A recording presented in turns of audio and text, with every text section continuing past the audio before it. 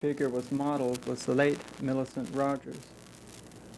And clothes made on her, or on her form rather, seem to fit other people better than clothes made especially for themselves.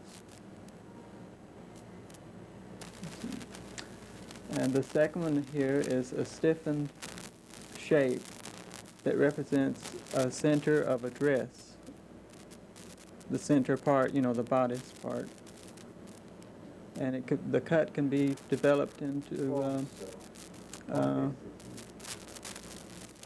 to almost anything. Okay, again. All over? All over, or? Yeah, no. This represents a torso of a dress, which we made for Mrs. Elizabeth de Cuevas. It can be developed into swimsuits or anything almost.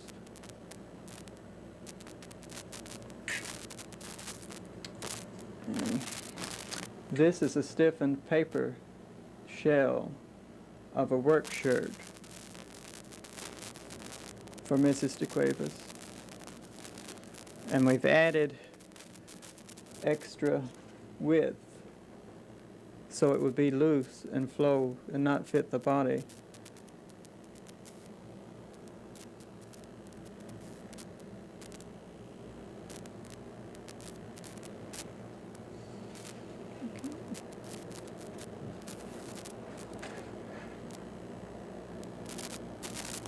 Want to do the photographs too? Or? Yes. I don't know if can you see these? Really difficult.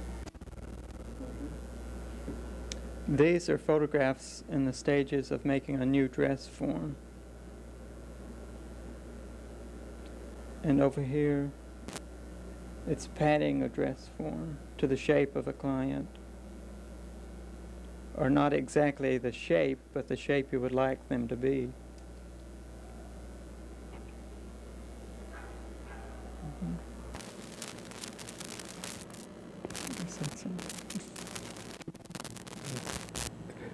The brown working model is half of a drainage unit,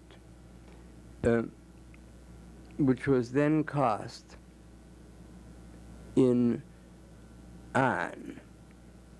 The hydrants in New York, which are first cousin to this, were made, as this was, by the father of the noted sculptor Mr. Tony Smith. It's upside down. The water flowing through the biggest part of the channel ends by coming out the smaller part at a very much greater pressure than when it went in. And sometimes they will make a second issue of water, even smaller, which will gain power and perhaps go up higher than the water in the tank from which it's flowing.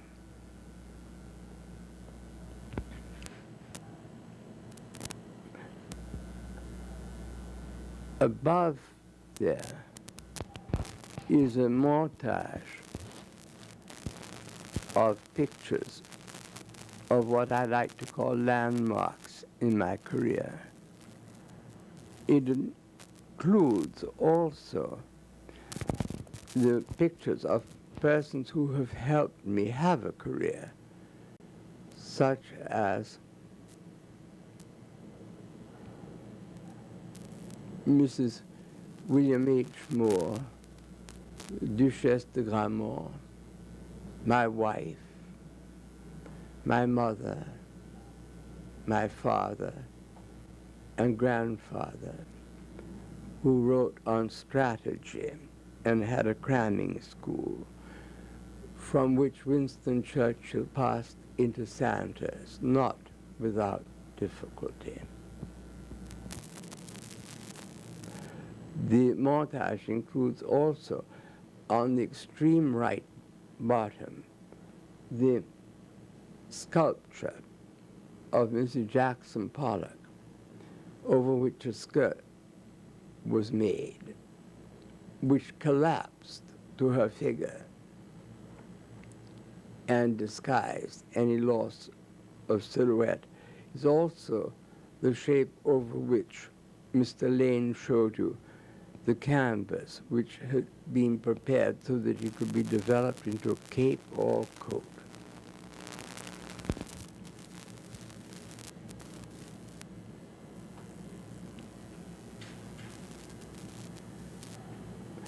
This picture in the center at the top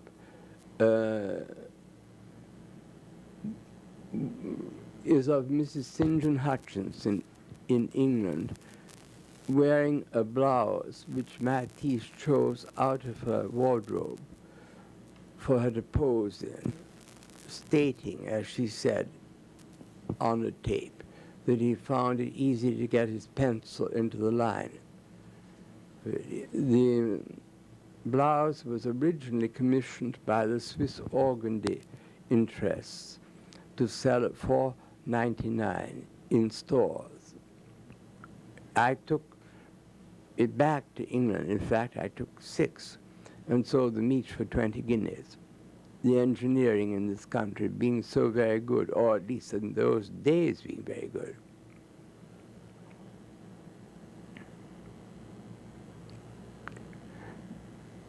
Now the fourth picture from the left on the row above the bottom row is of draped trousers made over the stiffened form which Mr. Layne showed you. I could go on forever about what's on this montage, but I think it will come out later in the story when certain designs will be shown on live people.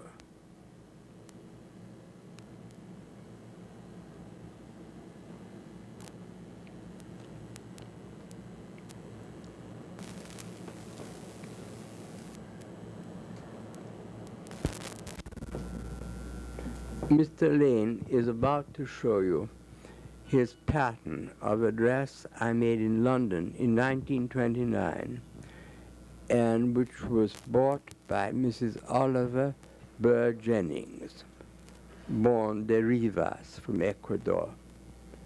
And Mr. Layne felt that it was better to take the pattern in squared crepe of the cheapest quality than muslin because of the way it fell. Homer, will you explain the squares on it? These squares represent,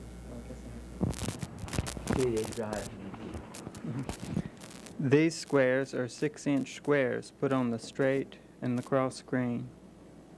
That would be the straight grain and the cross grain. And they jibe to the tabletop, which is squared 6 inches. And these lines were put on the crepe while it was flat.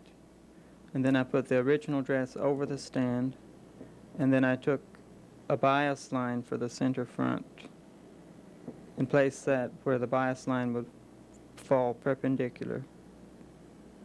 And then I just smoothed it out to make it mesh with the dress underneath and marked the lines, took in the darts and the seam lines here and here.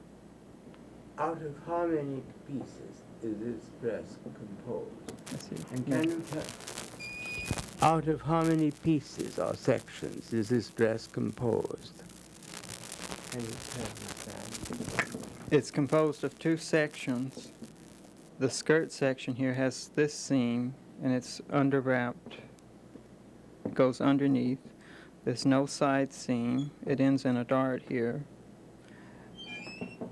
And the section, the whole back section, is part of the front section. This whole scarf is all in one piece. There's a seam that goes here, but it's all in one piece with the front section of the bodice from here up. So there's only 2 pieces, 2 pattern sections for the whole dress. would you say that any first-year student in your care and taught the importance of grain and the use of squared tabletops, which is a very old Lower East Side tailoring trick anyway, invented by immigrant tailors, could do that? Could they take an impression of a dress if guided? Yes. Yes, I think they could. They would have to be guided as to the way that the original dress this was made over would behave, inasmuch as being cut on the bias, it would drop down a great deal. Therefore, you had to reestablish, bit by bit, the original dress before it dropped down on the squared table.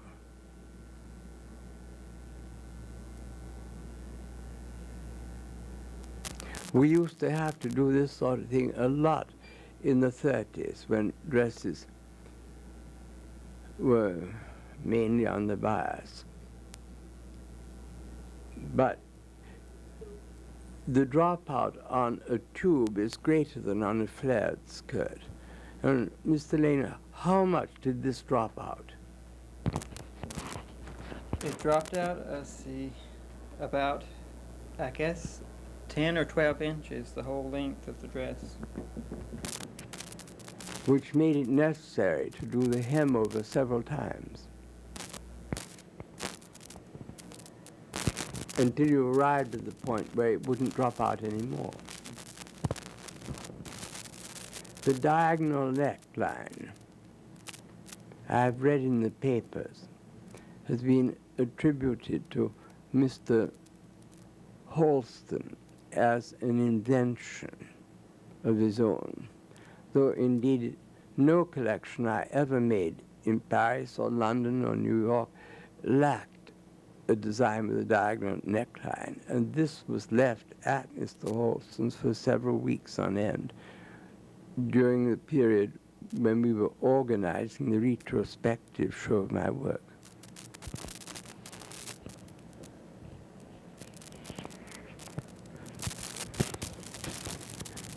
Mr. Layne, I don't believe mentioned, or I may not have mentioned, it was also being made from Miss Elizabeth de Cuevas, sculptor, who is at least 10 inches shorter than Mrs. Jennings, on whom it was made, or on Elsa Peretti, on whom it is being made. So Mr. Layne has had to grade the pattern. Will you say how you did that? Because it isn't a normal way. Well, on the pattern, I took a fold right through the pattern of 1 inch, all the way around, so it would raise this point up. Most people have the length in the leg and not the torso, so this point on the shorter person was too low, so I had to raise it about 1 inch. So I just took a fold through the paper pattern, and it would make that raise up to the right spot. And that's about the only thing we had to change, except for maybe raising the armhole a little bit. Just the length, and we had to shorten the length about 2 inches. I've always referred to that particular method of shortening a dress by taking a fold in the pattern in the middle, as if it were an elevator going up the shaft half a floor.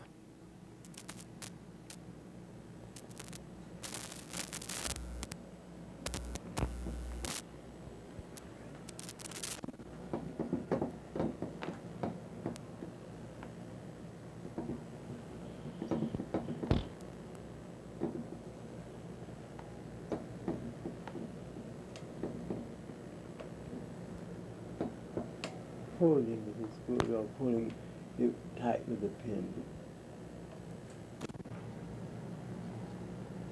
Does it show, Anton? Yes.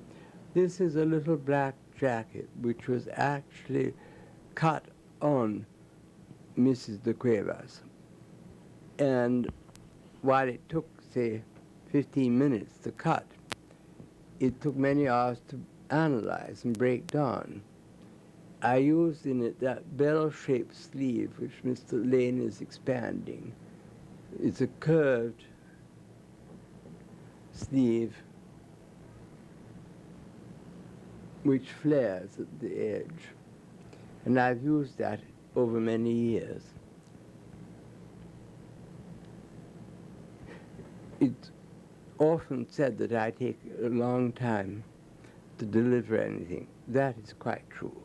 But when I do deliver something, you can be quite sure that quite different designs could be made out of it.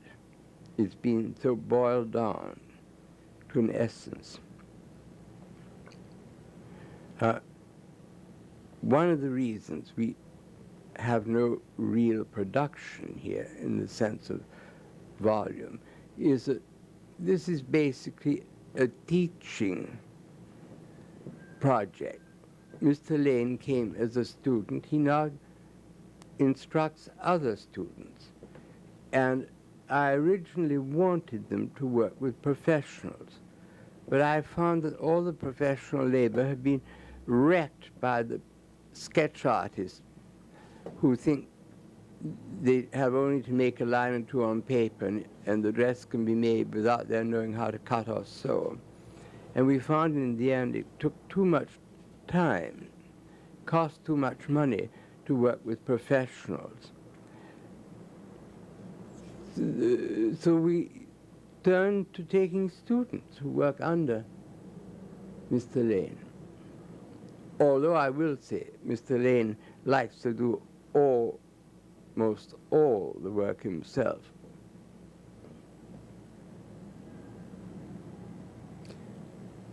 People have accused me of being a perfectionist. I've ceased to know the meaning of the word. I can only say that if something isn't so simple and simplified as this, it could never be repeated in a factory and go through production lines. But in that factory, there is usually a whole division which remakes the amateur designs of the hard designers who've been poring over old vogues. That is called the duplication setup.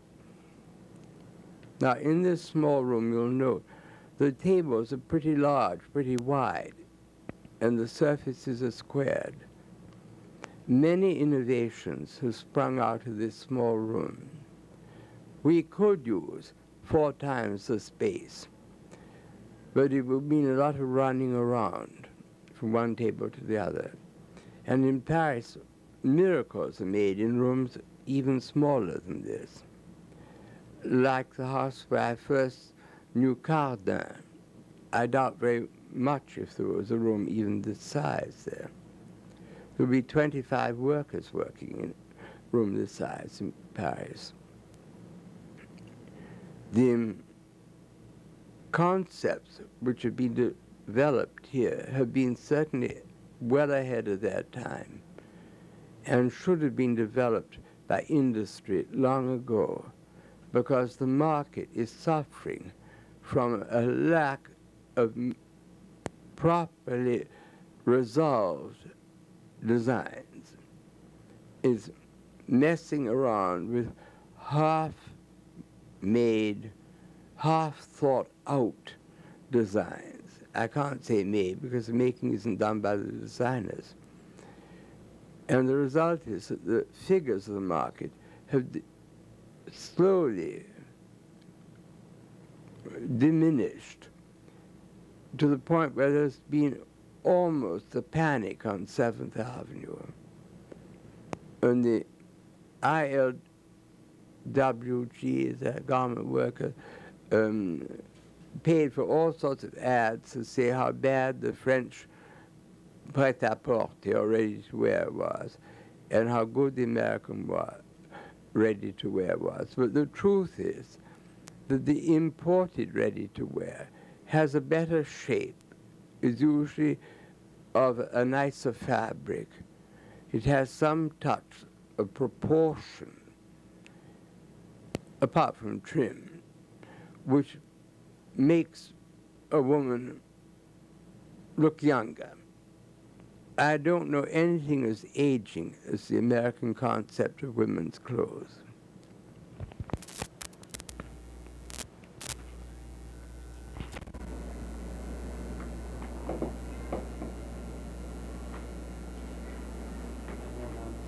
Hmm?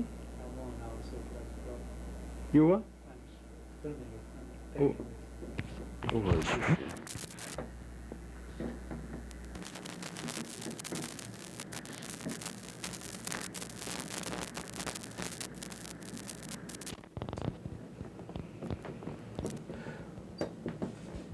Mr. Layne, when we want to develop a skirt which has a lot of silhouette and doesn't represent merely an expanding circle,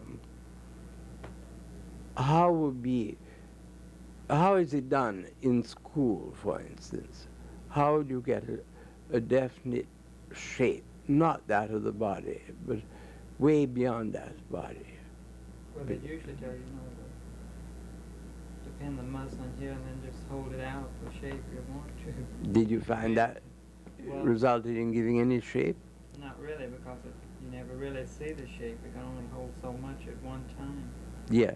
Besides, shape often might mean constriction of the lower part. Right. And if you merely hold it out, it's going to be part of a circle.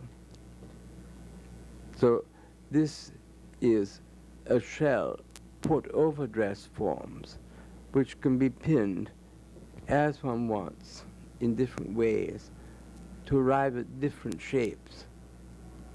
You need a pin up there to give some tension.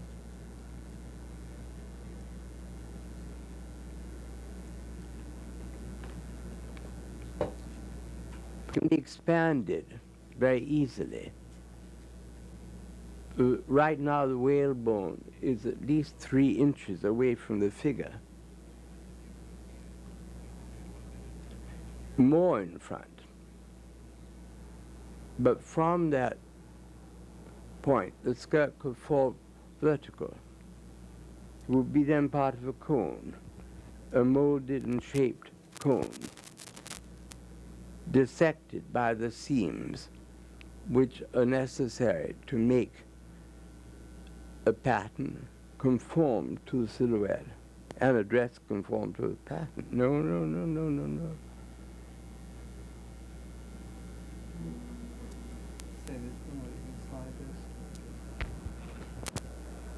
You can slide the whalebones around to make it stand out further from the front, on the side, and if you had it another shape, even all the way around.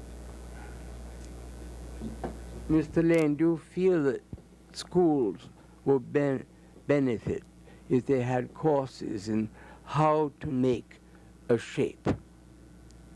Yes, Is that not one of the things you don't learn in schools?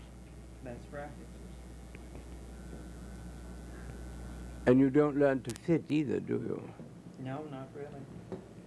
Is it true that you make a muslin, probably from something traced out of Harper's Bazaar or whatever, and then you pin it up on a stand, which doesn't resemble either an ideal, an average, or anything. It's just a stand which represents the thinking of whoever the stand maker hires, who obviously wouldn't get a better job in sculpture, he wouldn't be there.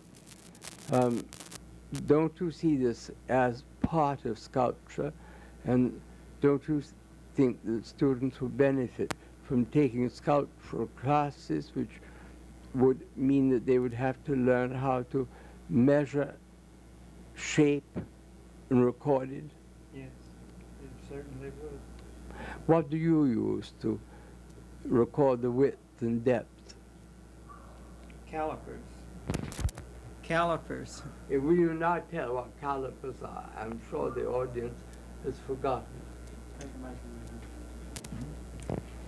Well, they look like a pair of ice tongs.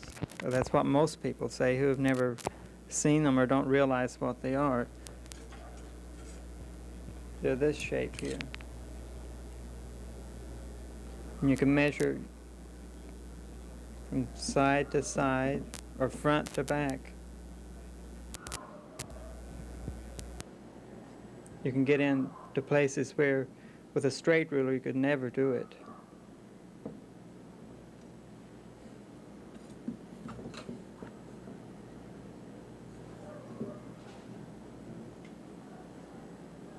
And isn't it true that once you've got your caliper measurements lined up, that they're placed opposite the circumference measurements? Yes. Because in the end, the shape is the sort of use of both together. Were you taught anything about that in school? No, we weren't. And how much does school cost, by the way? That's interested me a lot. Well, when I went, it cost me about $20,000 for a 4-year degree, but I think it's about twice that now from the same school. Yet they didn't touch on anything that relates to the adjustment of a concept to a particular person, who, as in the case of Mrs. Rogers, turned out to be a prototype for many other people. Is it true that when you fitted your muslin up on a stand, or draped it, to use a word used in schools, which means nothing to me except when relating to curtains, that after putting it on a girl, probably selected from the class or another class, because she had a certain amount of looks, that all your pinnings that adjusted the muslin to the girl were worked out by putting the whole pattern back on the stand, which had given it a wrong shape in the beginning. Yes, it's quite true. What did you do about it? Well, it's whatever the teacher said, more or less. What was that? Hit or miss instruction? Yes.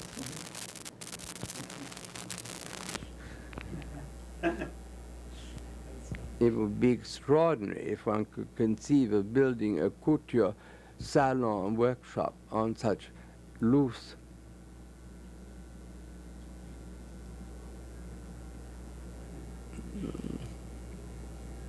I lost my sentence.